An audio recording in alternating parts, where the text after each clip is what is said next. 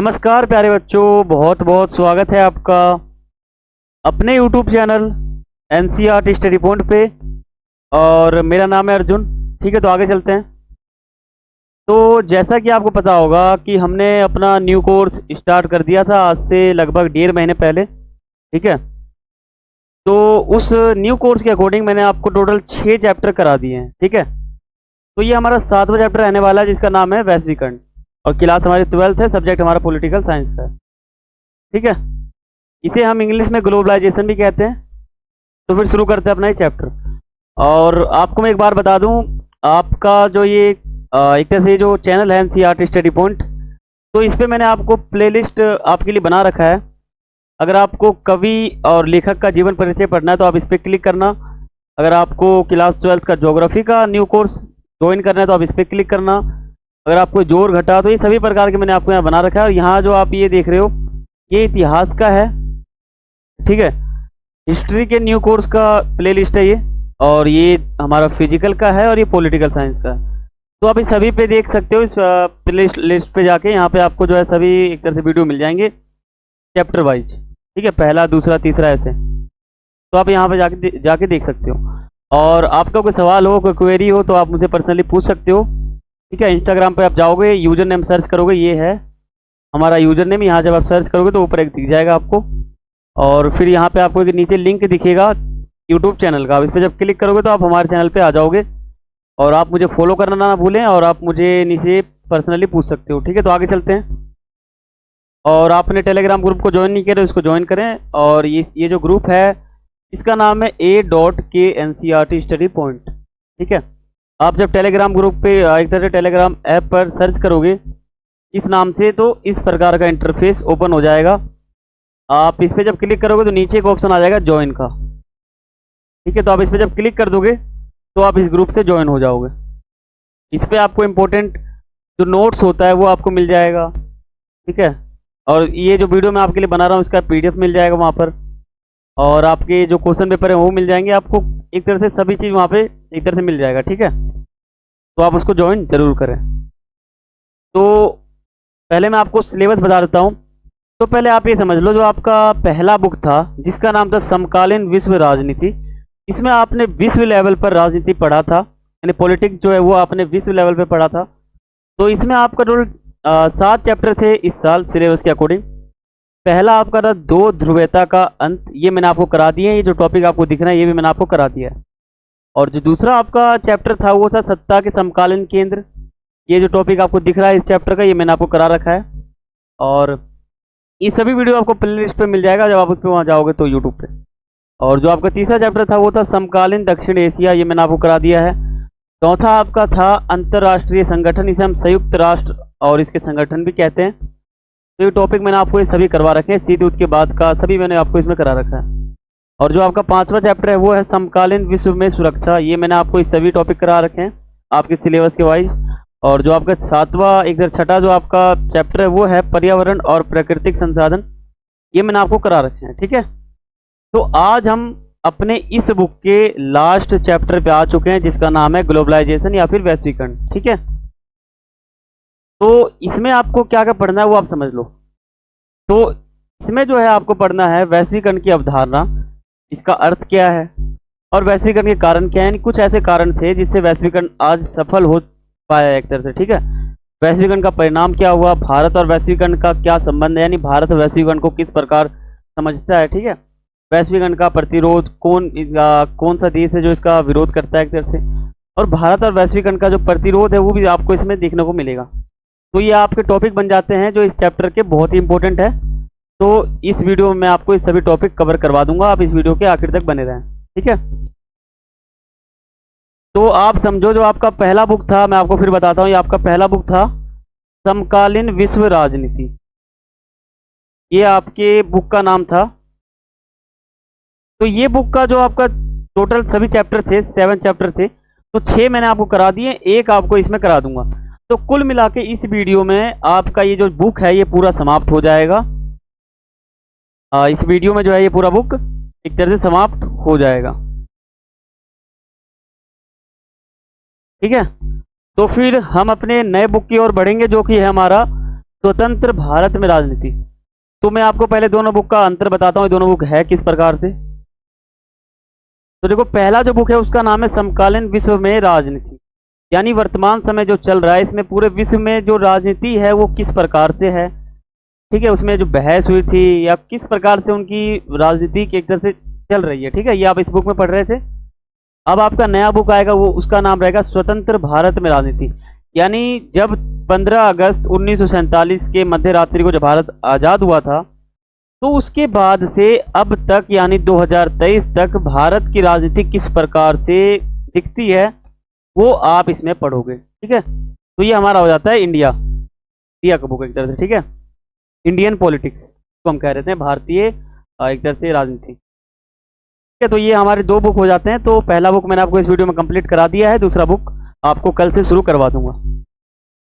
तो पहले हम इस चैप्टर को समझ लेते हैं, ये चैप्टर है क्या। तो देखो, सबसे पहले मैं आपको बताता हूँ, जो वैश्वीकरण शब्द आपको दिख रहा है इसे हम ग्लोबलाइजेशन भी कह देते हैं या फिर इसे हम भूमंडलीकरण भी कह देते हैं।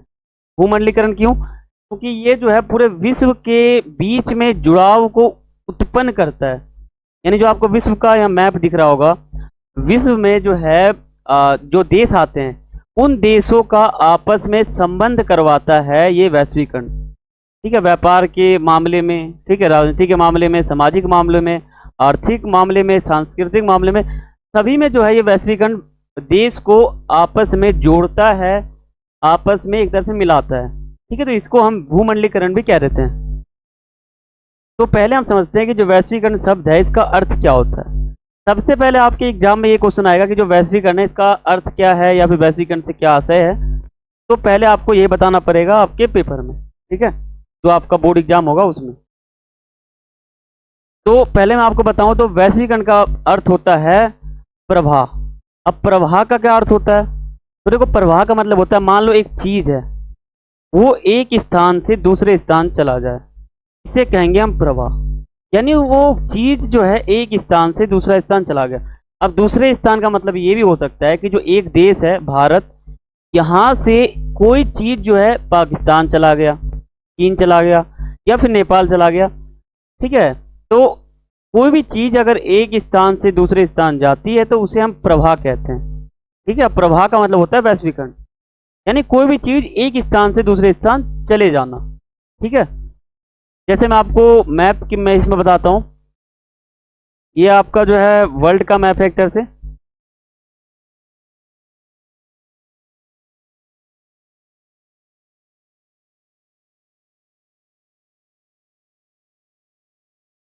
देखो आपका जो ये मैप है, ये मैप में आपको सभी देश मिल जाएंगे, ठीक है, दक्षिण साइड का, उत्तरी, पूर्व, पश्चिम, सभी आपको यहाँ पे देखने को मिल जाएंगे।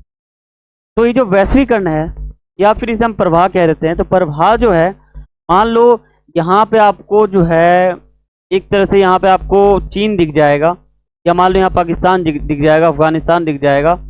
तो यहाँ से कोई चीज़ अगर भारत में दिख जाता है तो इसे हम कह देते हैं कि वैश्वीकरण हो गया, यानी चीज जो है उसका प्रवाह हो गया। अब जो प्रवाह है वो प्रवाह जो है वो कई तरीकों से हो सकता है, ठीक है, बहुत सारे तरीके हैं जिससे ये प्रवाह हो सकता है। अब वो कौन से तरीके हैं वो मैं आपको आगे बताता हूँ। देखो, जो प्रवाह है ये जो है, मान लो ये जो प्रवाह है विचारों का एक हिस्से से दूसरे हिस्से पहुंच जाना, इसे भी हम प्रवाह कहेंगे। मान लो कोई विचार है, वो विचार एक जगह से दूसरे जगह चला जाता है, तो इसे हम कहेंगे कि प्रवाह हो गया विचार का। या फिर जो वस्तु है वो एक स्थान से दूसरे स्थान या फिर एक से अधिक देशों में देखने को मिल जाता है। जो भी मान लो वस्तु है वो एक देश से दूसरे देशों में देखने को मिल जाता है, उसे भी हम कह देते हैं कि प्रवाह हो चुका है, ठीक है। या पूंजी है वो एक से ज़्यादा जगह पहुंचना, इसे भी हम कह देते हैं प्रवाह। या फिर मान लो जो बेहतर आजीविका की जो तलाश है उसमें लोगों की एक देश से दूसरे देश में आवाजाही, ये भी हो जाता है प्रवाह। मान लो कोई भी युवा व्यक्ति है, उसे नौकरी की तलाश है, वो अगर एक देश से दूसरे देश जाता है, और या फिर जहां वो व्यक्ति जा रहा है और वहां पर भी कोई ऐसा व्यक्ति है जिसे नौकरी की तलाश है, वो यहाँ से यहाँ आता है, तो ये हम कह सकते हैं कि उस देश का व्यक्ति यहाँ आ रहा है और इस देश का व्यक्ति वहां जा रहा है, तो इसे भी हम कह देते हैं प्रवाह, यानी वैश्वीकरण। ठीक है, तो आप क्या समझे, आप ये समझ गए होगे वैश्वीकरण कई तरीके से हो सकता है ना। विचारों का एक जगह से दूसरे जगह जाना, इसे भी हम प्रवाह कह देते हैं वैश्वीकरण। या वस्तु एक जगह से मतलब एक देश से अधिक देशों में पाया जाता है अभी इस समय। या फिर पूंजी जो है ये, या फिर कोई युवा है वो नौकरी की तलाश में जा रहा है एक जगह से दूसरी जगह, या फिर एक देश से दूसरे देश, तो इसे भी हम प्रवाह कह देते हैं। ठीक है, तो अब आप यहाँ पे समझ चुके हो कि जो वैश्वीकरण है इसका अर्थ क्या होता है, और जो इसका जो अर्थ होता है वो क्या होता है, और फिर वैश्वीकरण में प्रवाह किसे कहते हैं, तो ये आप ये समझ चुके हो। ठीक है, अब ये आप समझो कि जो वैश्वीकरण है ये एक बहुआयामी अवधारणा है, इसके बहुत सारे परिणाम होते हैं। अब कई बच्चों को लगता है कि जो वैश्वीकरण है इसका सिर्फ दो परिणाम होता है, पहला होता है आर्थिक, दूसरा होता है सामाजिक, लेकिन ऐसा नहीं है, इसके टोटल चार परिणाम हो जाते हैं। राजनीतिक हो जाता है, आर्थिक हो जाता है, सामाजिक हो जाता है, और सांस्कृतिक हो जाता है। तो इस प्रकार जो है हमारे, एक तरह से आप समझ लो कि जो वैश्वीकरण है ये बहुआयामी अवधारणा है, इसके बहुत सारे परिणाम हो जाते हैं, बहुत सारे। राजनीतिक के ऊपर भी इसका असर पड़ेगा, पैसों के ऊपर भी पड़ेगा, समाज में रहने वाले लोगों के ऊपर भी इसका प्रभाव पड़ेगा, और जो एक तरह संस्कृति का मतलब ये हो जाएगा, मान लो भारत है, भारत देश की संस्कृति अलग है, चीन है उनकी अलग संस्कृति है, तो एक तरह से इनका संस्कृति हमें यहाँ देखने को मिल सकता है। तो एक तरह से हम कह सकते हैं कि चीन की जो संस्कृति है वो भारत की ओर आ चुकी है। तो इसका मतलब ये हो जाता है कि जो सांस्कृतिक प्रभाव है वो भी, यानी सांस्कृतिक परिणाम भी हो सकते हैं हमारा वैश्वीकरण का। ठीक है, तो आप ध्यान रखना, एक शॉर्ट क्वेश्चन में आ जाता है कि जो ये बताइए कि वैश्वीकरण, या ऐसा आ सकता है कि वैश्वीकरण एक लिख के फिर आगे डैश आ जाएगा, अवधारणा है, तो यहाँ पे आ जाएगा हमारा बहुआयामी अवधारणा, यानी बहुत सारे इसके परिणाम हो जाते हैं। तो देखो हमारा जो क्वेश्चन जो बनता है वो ये बन जाएगा, जो वैश्वीकरण है, टाइपिंग का मिस्टेक है, यहाँ पे ऐसे आ जाएगा। तो वैश्वीकरण जो है इसका क्या कारण है, यानी वैश्वीकरण आज पूरे देश में, पूरे विश्व में सफल हो पाया है, इसके कुछ तो कारण होंगे। अब क्या क्या कारण है वो मैं आपको आगे बताता हूँ। ये बहुत ही इंपॉर्टेंट क्वेश्चन बन जाएगा, पेपर में आपके आ सकते हैं ये, कि वैश्वीकरण के प्रमुख कारण कौन से हैं, या फिर वैश्वीकरण के सफल होने के जो प्रमुख कारण है उसका उल्लेख करें, ऐसे भी आ सकता है। ठीक है, तो देखो ये आपके सपोर्ट मटेरियल का है। ठीक है, यहाँ पे आपको बिल्कुल इजी दे रखा है, अगर आप सपोर्ट मटेरियल देखोगे यहाँ पे आपको बिल्कुल इजी देखने को मिलेगा। तो देखो का मतलब ये हो जाएगा, जो हमारे वैश्वीकरण आपको शब्द दिख रहा होगा, वैश्वीकरण आपको दिख रहा होगा, वैश्वीकरण आपने समझ लिया कि ये बहुआयामी अवधारणा है ना, इसके बहुत सारे परिणाम भी हो जाते हैं।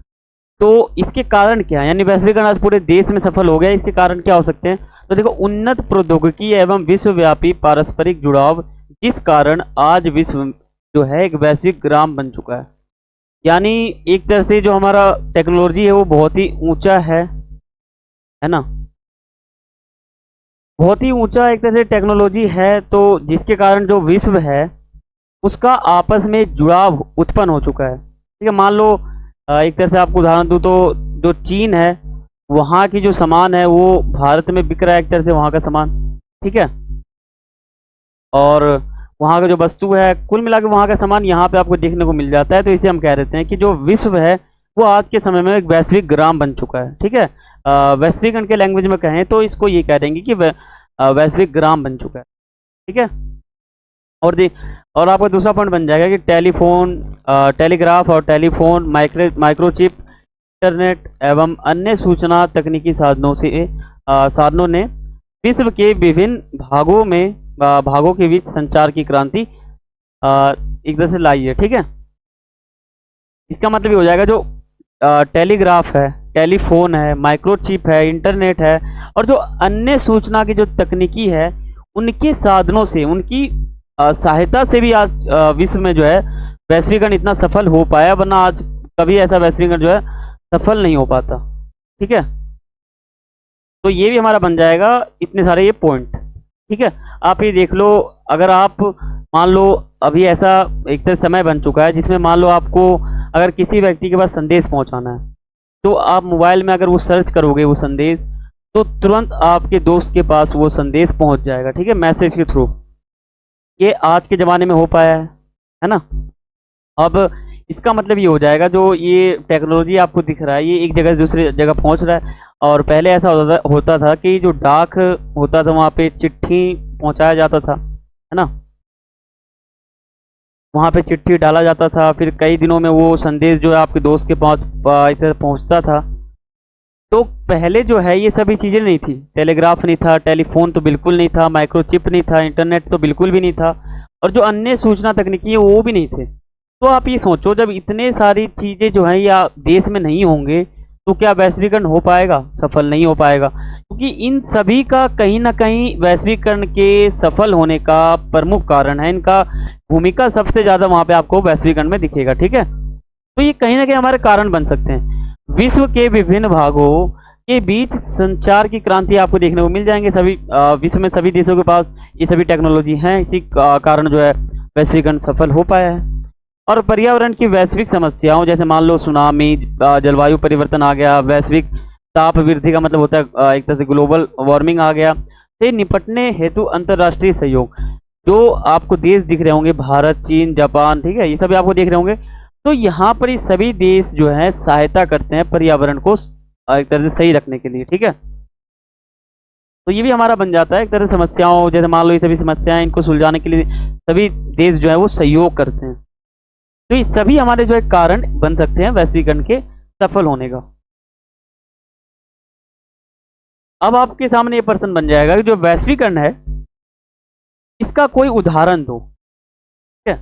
उदाहरण मांग रहा है आपसे, एग्जाम्पल मांग रहा है कि जो वैश्वीकरण है उसके क्या क्या उदाहरण हो सकते हैं, वैश्वीकरण से क्या क्या हो पाया है आज के समय में, उसके कुछ कुछ पॉइंट बता दो जिससे पता चले कि वैश्वीकरण से ये हो पाया है। तो कोई दो आपसे पूछ सकता है एग्जाम में, ठीक है।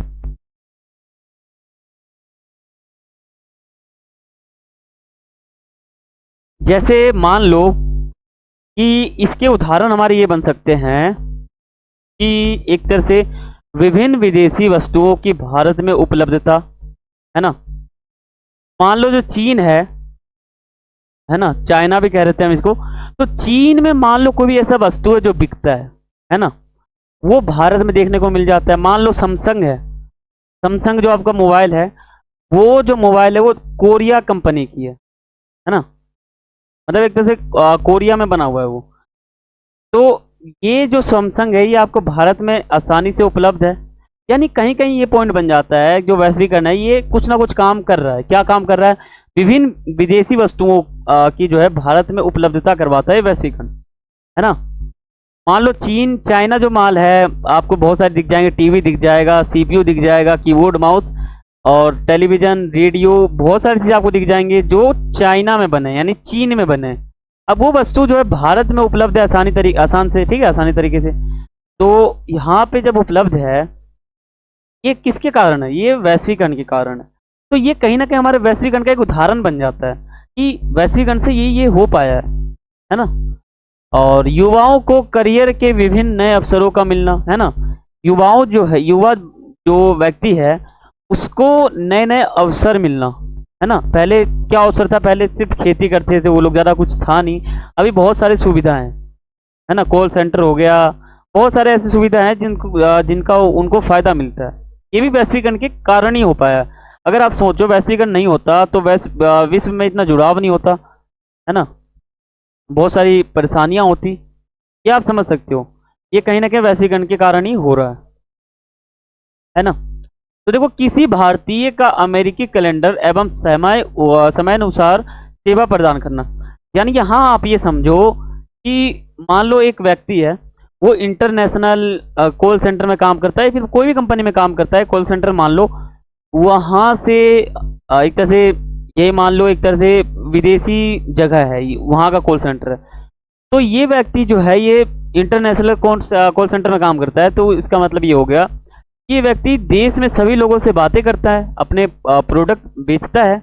अब ये जब प्रोडक्ट बेचता है, अपना सामान बेचता है, तो इस व्यक्ति का जब छुट्टी होगा वो इसके कैलेंडर से नहीं होगा, यानी भारतीय कैलेंडर से नहीं होगा, ये विदेशी कैलेंडर से होगा, क्योंकि इसको सामान इनको बेचना है। मान लो इनका अगर सोमवार को छुट्टी है और इनका सोमवार को छुट्टी नहीं है, तो ये सामान खरीदने जाएंगे तो इनका दुकान बंद है एक तरह से, तो ये सामान नहीं खरीद पाएंगे। तो इनका छुट्टी जो है वो इनके समय अनुसार होता है, यानी हम कह सकते हैं अमेरिकी कैलेंडर या फिर कोई भी विदेशी कैलेंडर के समय अनुसार होता है।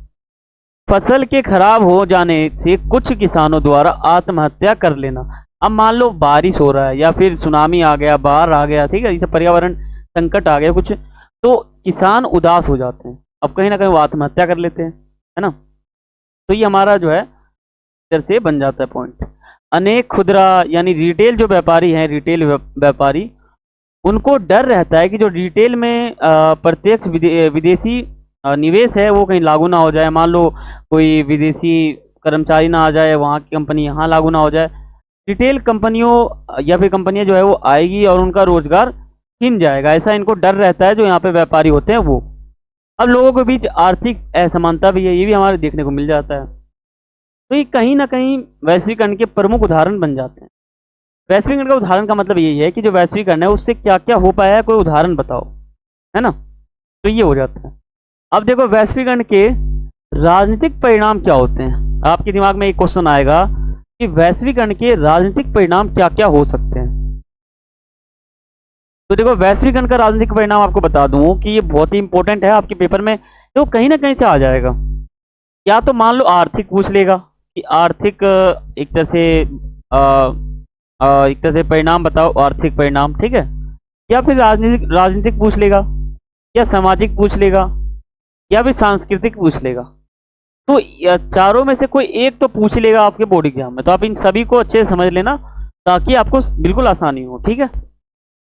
तो चलिए समझते हैं इसको। तो देखो सरकार की जो नीतियां हैं, जो कार्य हैं और कार्य करने की जो भूमिका है, उसमें बदलाव आई है। किसके कारण? वैश्वीकरण के कारण, ठीक है। उद्योगों में सरकार का जो सरकार जो है उसका कम हस्तक्षेप एक तरह से वो करती है, बहुत कम दिखता है। पहले क्या होता था कि जो पहले जनताएं होती थी, तो सरकार का कार्य होता था जनता का एक तरह से भला करना, जनता के बारे में सोचना, उनका एक तरह से बात मानना, उनको खुश रखना, ये काम होती थी सरकार की। इसलिए हम सरकार को जो है कल्याणकारी योजना संस्था भी कह देते हैं। लेकिन अब जो है सरकार ज़्यादा हस्तक्षेप नहीं करेगी जनता के ऊपर, वो अपना अलग कार्य करेगी। ये भी कहीं हद तक एकदम सही है, आप समझ सकते हो।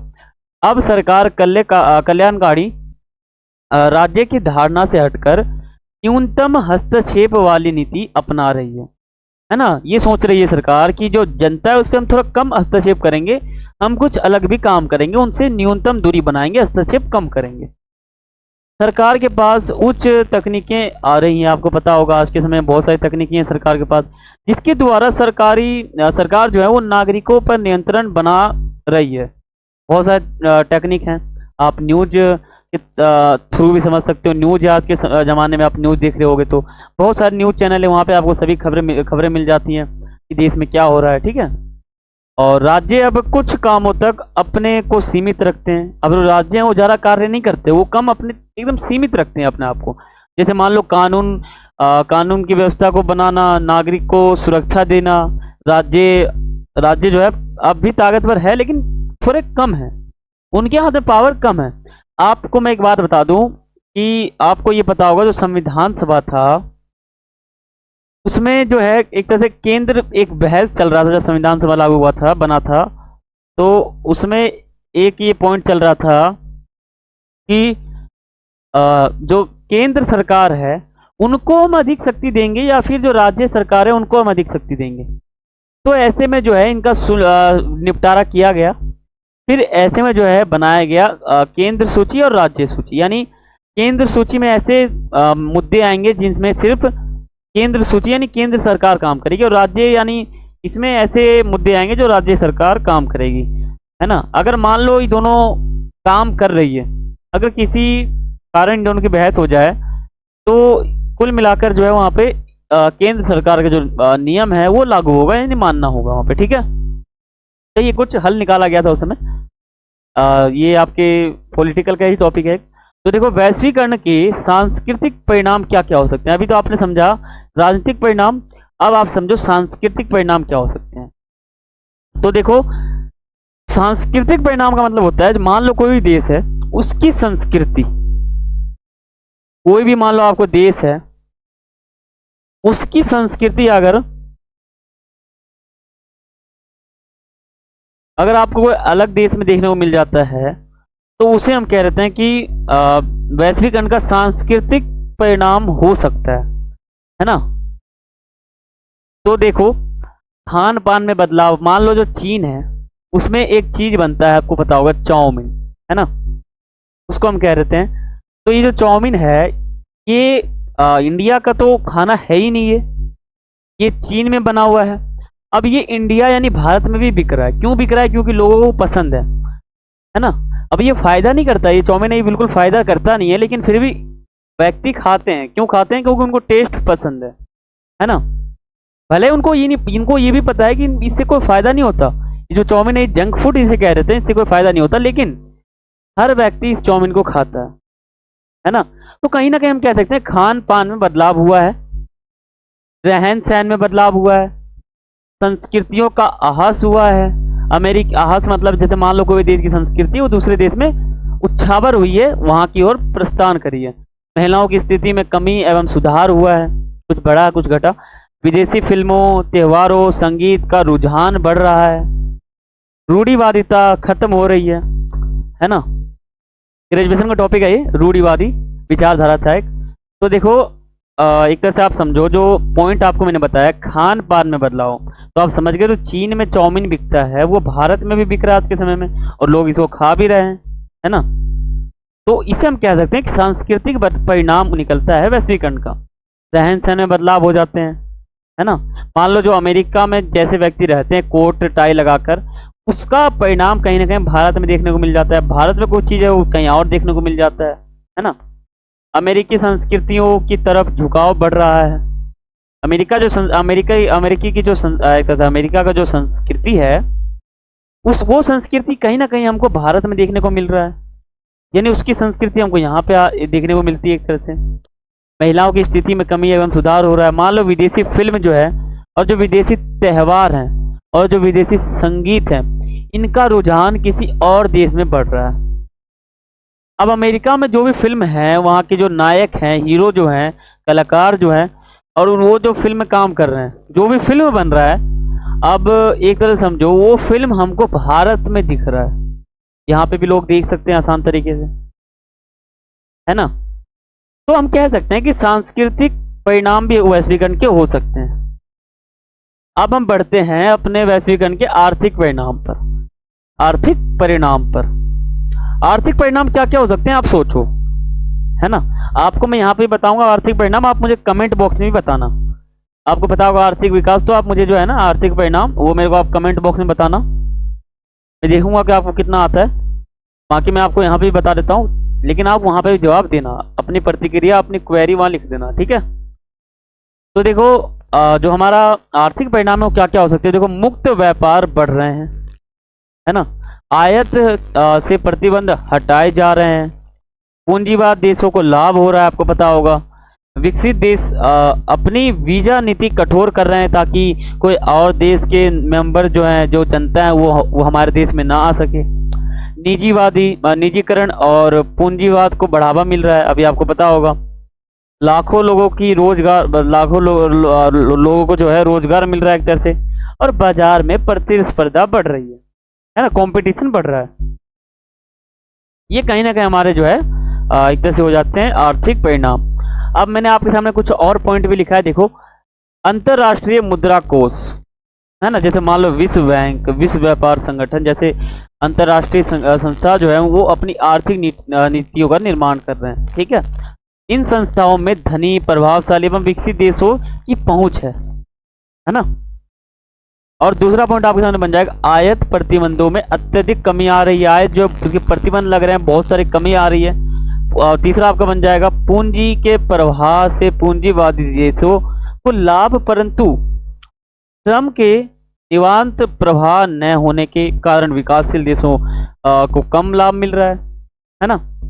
विकास, और आप ये भी समझो, जो विकसित देश हैं उनके द्वारा वीजा नीति जो है वो लोगों की आवाजाही पर प्रतिबंध लगा रहे हैं। यानी मान लो आप भारत में रहते हो, ठीक है, आपको जाना है यूएसए यानी अमेरिका, यहाँ आपको जाना है। अब इसके लिए आपको अमेरिका की वीजा चाहिए, अमेरिका का वीजा आपको चाहिए।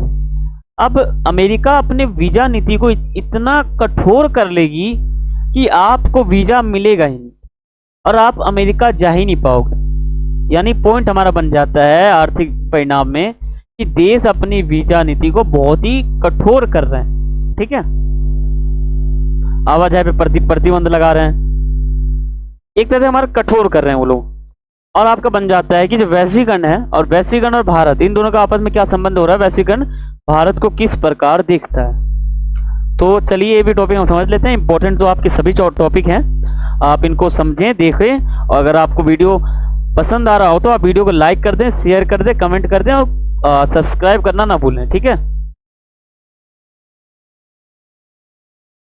तो समझते हैं हम ये टॉपिक। देखो, आजादी के बाद भारत संरक्षणवाद की नीति अपनाकर अपने घरेलू उत्पादों पर जोर दिया ताकि भारत आत्मनिर्भर बन सके। देखो, भारत देश को आजादी 15 अगस्त 1947 के मध्य रात्रि को मिला था। ठीक है, मध्य रात्रि आपके आगे वाले चैप्टर में आएगा। ये चैप्टर जो मैं आपको बता रहा हूँ, ये टॉपिक आएगा आपके आगे वाले चैप्टर में, जो आपका नाम है उसका राष्ट्र निर्माण की चुनौतियां, आपके दूसरे बुक का है। उसमें मैं आपको पूरा बताऊंगा कि भारत देश की आज़ादी कैसे हुई है ना, भारत देश आज़ाद कैसे हुआ, उस समय माहौल कैसा था, नेहरू जी का वहाँ पर क्या प्रस्ताव था, है ना, ये सभी आपको वहाँ बताऊंगा। देखो, 1991 में लागू आर्थिक नीति द्वारा भारत वैश्वीकरण के लिए तैयार हुआ है और खुलेपन की नीति को अपना रहा है। वैश्वीकरण को भारत बिल्कुल ऐसे अपना रहा है कि आप वैश्वीकरण से भारत का बिल्कुल लाभ होगा, है ना, उसको बहुत ही फायदा होगा। वैश्वीकरण के कारण भारत की आर्थिक वृद्धि जो है वो दर जो है 7.5% वार्षिक की बढ़ोतरी हुई है, जो 1990 में 5.5% थी, है ना, आज बढ़ चुकी है।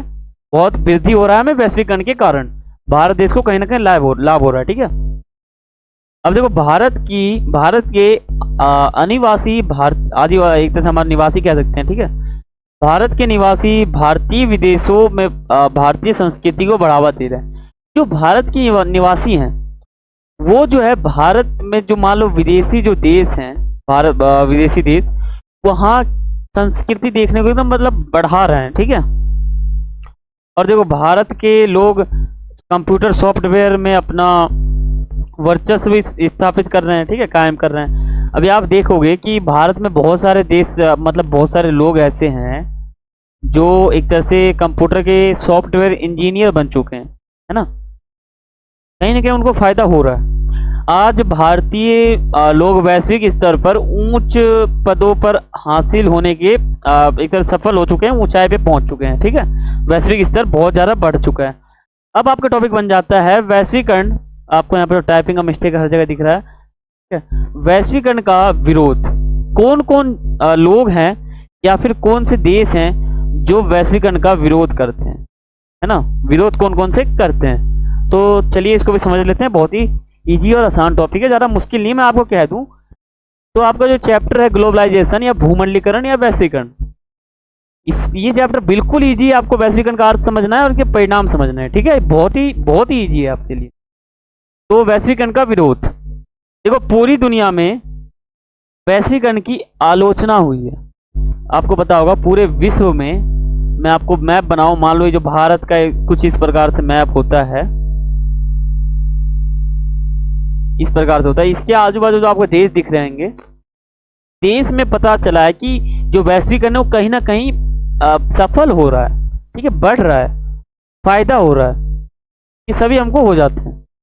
और वामपंथी और दक्षिणपंथी दोनों तरह के लोग इसका विरोध करते हैं। वो सोचते हैं कि वैश्वीकरण एक बहुत ही खराब चीज है, वैश्वीकरण से हमें फायदा नहीं नुकसान होता है, ऐसा समझते हैं वामपंथी के लोग। आपको पता है वो वामपंथी विचारधारा के और दक्षिणपंथी विचारधारा के दोनों इनका विरोध करते हैं।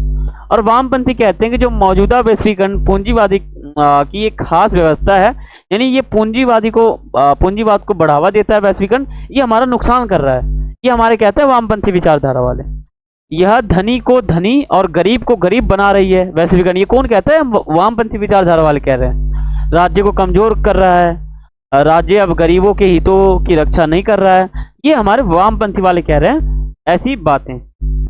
ठीक है, अब ये देखो कि जो दक्षिणपंथी वाले हैं वो क्या कहते हैं। देखो, वैश्वीकरण के दक्षिणपंथी आलोचन कहते हैं कि जो राजनीतिक और आर्थिक सांस्कृतिक प्रभाव है वो अच्छे हैं। आपको कहूं तो राजनीतिक यानी पॉलिटिक्स, आर्थिक यानी श्रम, और सांस्कृतिक आप समझ सकते हो, ये जो प्रभाव है वैश्वीकरण के, यानी परिणाम जो है बहुत ही अच्छे हैं। ये प्रभाव हमें बहुत अच्छा पड़ता है, राजनीति के ऊपर बहुत फायदा होता है, आर्थिक के ऊपर फायदा होता है, संस्कृति के ऊपर फायदा होता है। लेकिन जो वामपंथी विचारधारा वाले हैं वो अलग कहते हैं, वो कहते हैं बिल्कुल खराब कचरा चीज है, ये काटो, ऐसा कहते हैं। लेकिन दक्षिणपंथी वाले कह रहे हैं कि ये तीन प्रभाव तो ठीक हैं, बाकी उनको एक तरह से अलग लगता है, बाकी उनको सही नहीं लगता। वो मैं आपको आगे बताता हूँ। देखो, वैश्वीकरण से वैश्वीकरण के जो है बुरे सांस्कृतिक प्रभाव पड़े हैं, आपको ये कह रहे हैं हमारे दक्षिणपंथी वाले। लोग अपनी सदियों पुरानी संस्कृति खो रहे हैं। वैश्वीकरण विरोध आंदोलन सिर्फ भारत में ही नहीं बल्कि वैश्विक स्तर पर भी हो रहा है, यानी पूरे विश्व में हो रहा है। विश्व में एक जैसी सोच वाले लोग मिल रहे हैं। वैश्वीकरण के विरोध के लिए एक मंच बनाया गया जिसे हम WSF कह देते हैं, ठीक है। इस मंच के तहत मानव अधिकार कार्यकर्ता, पर्यावरणवादी, मजदूर, युवा, महिला कार्यकर्ता एकजुट हो गए हैं, ठीक है। वो पूरे एक जमा हो गए हैं, पूरा एक ग्रुप बनाकर वो लोग खड़े हो चुके हैं, है ना। तो देखो यहाँ पे हमारा चैप्टर बिल्कुल समाप्त हो जाता है, हमारा यहाँ पे हो जाता है चैप्टर बिल्कुल समाप्त। अब समाप्त का मतलब क्या होता है, देखो ये जो चैप्टर था आपका बिल्कुल इजी था, ज्यादा मुश्किल ये चैप्टर नहीं था, बिल्कुल समाप्त हो गया। इस चैप्टर का नाम था हमारा वैश्वीकरण। और मैं आशा करता हूँ आपको ये चैप्टर बिल्कुल अच्छे समझ में आया होगा। अगर आपको चैप्टर समझ में आया तो आप अपनी क्वेरी नीचे लिखना ना भूलें, कमेंट बॉक्स में आप लिखें कि आपको ये चैप्टर कितना अच्छा समझ में आ चुका है, ठीक है। और मैं तो जानता हूँ आपको ये चैप्टर इतना अच्छे समझ में आ गया होगा कि आप दूसरे को भी पढ़ाओगे, ठीक है। आप अगर इस चैप्टर को क्वेश्चन आए कोई सा भी, तो आप इसमें फुल नंबर लेना ना भूलें, अच्छे से लिखें पेपर को और फुल में फुल नंबर लें। आपके 6 मार्क्स के क्वेश्चन आएंगे इसी